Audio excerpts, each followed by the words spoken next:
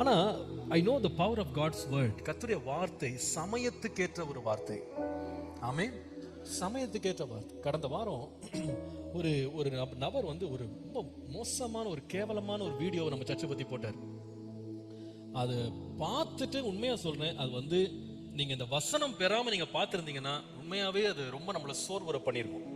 நம்முடைய வேலைகளை பற்றி, நம்முடைய ஆலயத்தை பற்றி மிக மிக கேவலமாக அவர் போட்டிருந்தாரு. ரொம்ப எப்படி சொல்லணும் கூட புரியல, நான் விளக்க விரும்பல. ரொம்ப மோசமான ஒரு லெவல். இது வரைக்கும் யாரும் அப்படி போட்டதே கிடையாது. அவ்வளவு அருவருப்பா போட்டிருந்தார்.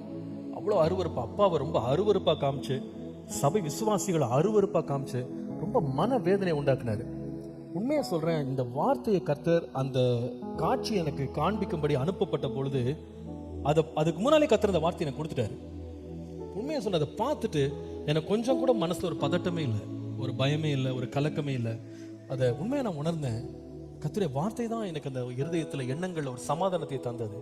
அவங்க வந்து ஒரு பெரிய வெப்பன் மாதிரி இதை யூஸ் பண்ணாங்க. ஆனா அது என்ன ஒண்ணுமே பண்ணல. ஒரு சின்ன ஒரு சலனத்தை கூட எனக்குள்ள உண்டாக்கல. ஒரு சின்ன ஒரு அசைவை கூட எனக்குள்ள உண்டாக்கல. ஏன் தெரியுமா? என்னுடைய சிந்தனைகளை சமாதானத்தோடு காக்கிற ஒரு தேவன் இருக்கிறார்.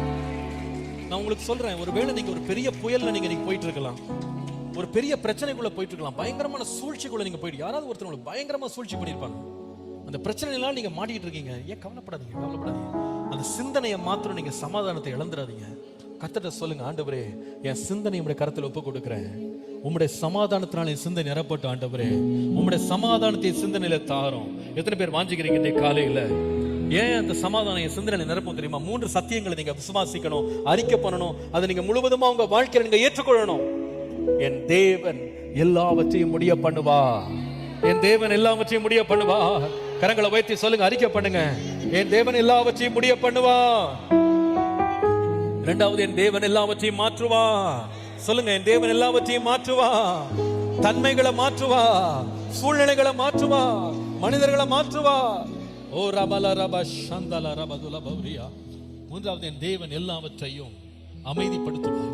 அது எவ்வளவு பெரிய குழப்படியா இருக்கலாம். தேவன் அமைதிப்படுத்துவார். தேவன் அமைதிப்படுத்துவார். ஒண்ணு என்னை அசைக்காது. நான் எல்லாவற்றையும் அமைதியாக கடந்து போவேன், சமாதானமாய் கடந்து போவேன். ஹல்லேலூயா. படுக்கைக்கு நான் ஒரு சமாதானத்தோட படுக்க போவேன், சமாதானமா படுக்க போவேன். குழப்பத்துல என் மனது ஒரு நாள் மூழ்க போகிறது இல்லை. எந்த பிரச்சனை போராட்டத்தை பார்த்தோம் நான் பயப்பட போறதில்லை, கலங்க போகிறதில்ல. என் எண்ணங்களை கர்த்தர் தம்முடைய சமாதானத்தில் மறைக்கிற தேவனா இருக்கிறார். கரங்களை வைத்து அப்படியே ஸ்தோத்திரம் பண்ணுங்க பாப்போம். நல்ல ஸ்தோத்திரம் பண்ணுங்க பாப்போம். ஓ, thank you Jesus.